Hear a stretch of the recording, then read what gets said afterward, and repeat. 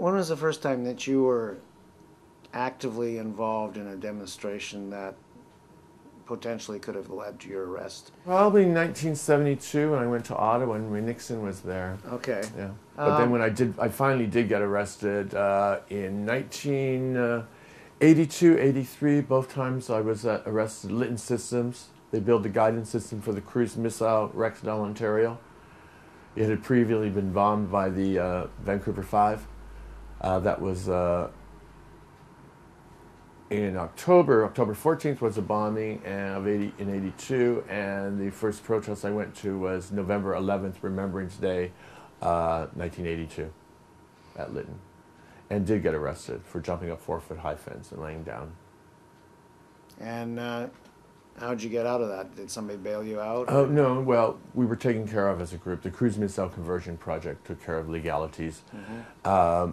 Although I refused to identify myself for a week, so I was a John Doe in jail and on a fast at that time.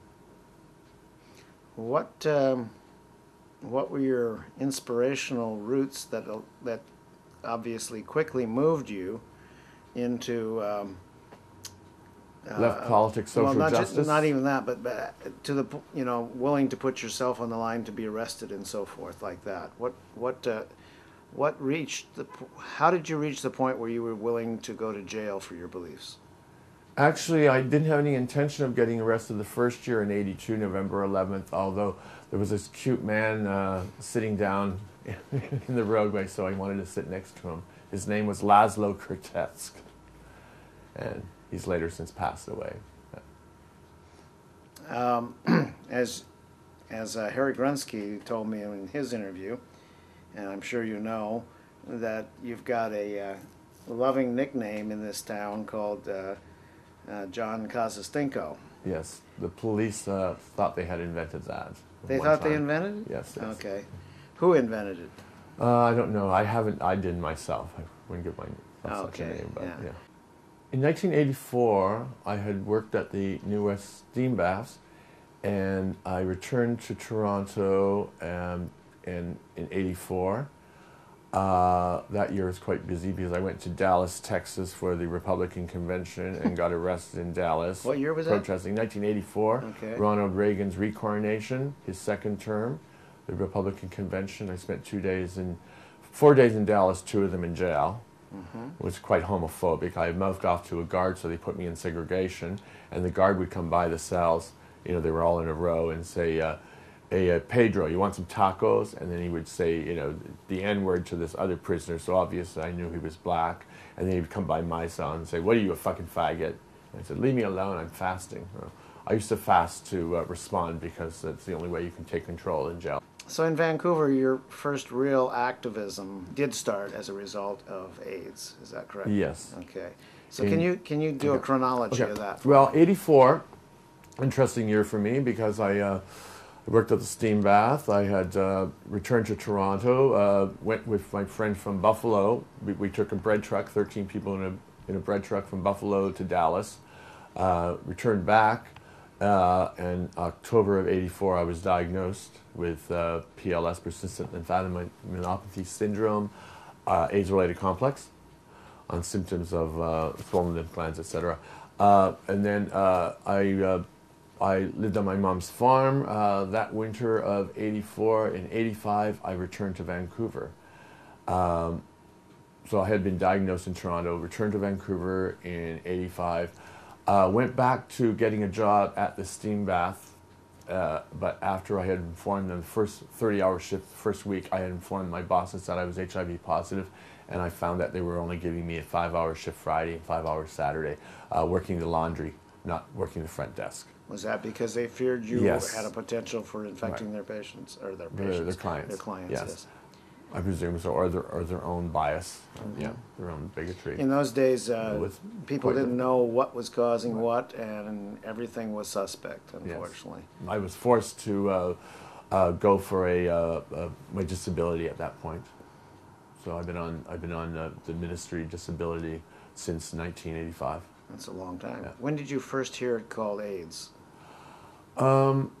Actually, In 1986, we formed the Vancouver Persons with AIDS Coalition.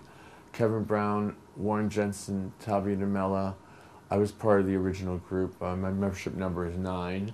And we had the first AIDS protest in Canada at the Parliament, at the legislature. And that was... But I'm skipping a little too far ahead, because there was a group called Coalition for Responsible Health Legislation. I'd like to know more about that. Yes, that was it's a coalition of other groups such as FAGS, which was Front for Active Gay Socialism. What year was this we're talking about? That had to be 85, because it was the introduction of Bill 34. Which was the quarantine bill? Yeah. Which read that anyone communicating an infectious disease willfully, carelessly, or through mental incompetence can be held in quarantine, isolation, or modified isolation. And during the discussion of this bill, they actually talked about quarantining people to the Queen Charlotte Islands, is that right? Yes. Yeah. I have pictures of the demonstration at the Queen Elizabeth Theater. Can you talk a little bit about that? That was 1990. That was August... 1990? Yeah, that was 1990. But that was with respect to the quarantine bill as well, wasn't yes. it? Yeah. Van der Zam, they were having a social credit fundraiser at Les Miserables at the Queen Elizabeth Theater, and we decided to protest Bill 34. As well, at that time, we were protesting for the right to have a Class D antiviral lab so the testing could be done here. And that was an important issue also. It was a quarantine law which was passed. It hasn't been used here yet. We have similar laws in Ontario and Nova Scotia that have been used. This is in the context of, I can't remember which bill it was now in California, but they were talking about quarantine in California. Is that the Briggs Initiative? I think it was the Briggs Initiative. Yeah. So can you give me a little history here of, first of all, AIDS Vancouver, and then how that led to the formation of PWA? Well, I gather that AIDS Vancouver, with their funding, thought that their toes were going to be stepped on by having another AIDS organization. My understanding was that Kevin felt that instead of having people speak for people with AIDS, that we needed to speak for ourselves. Yes, yes. And do you know when he formed that? Because it was AIDS Vancouver being a service organization, not necessarily having people with AIDS themselves speaking about the AIDS issues. Yeah. In addition, there was the issue of provincial and possibly federal funding. Yes. So they had to be limited in what they could say. So that would have been 86. That was PWA was in 86? Yes. And when was AIDS Vancouver formed? AIDS Vancouver just had an anniversary. It must have been like probably 83, 84. And I remember when the test came out, Angles took the collective position that people should not take the test because they were not offering any treatments or any benefits, just discrimination in insurance and medical reporting and so forth. Yeah. And because the test became available in Canada in November of 1985. Okay. At that point, there were no treatments. Later, there would be a limited release of AZT. Because I remember the first 3 people, Kevin Brown was one of them who was granted AZT.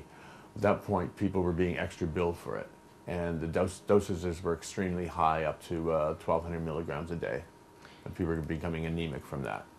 Kevin agreed with us on our principle of opposing testing at that time, and yet they were receiving funding from the provincial government, I believe.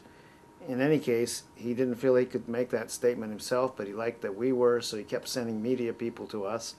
And for about a 2.5-week period, I was the media spokesperson for Angles on that policy. Ended up on the Jack Webster show and so forth. So I remember this period, and people were scandalized, I guess, that we would say you shouldn't take the test. So when was your first involvement in activism for AIDS? Well, the first protest we had in Victoria, which was a legal protest, what happened to be the first AIDS protest in Canada. What year would that be? That was 1986. That was the formation of the Vancouver Persons with AIDS Coalition. And then we had a protest at the Fantasy Gardens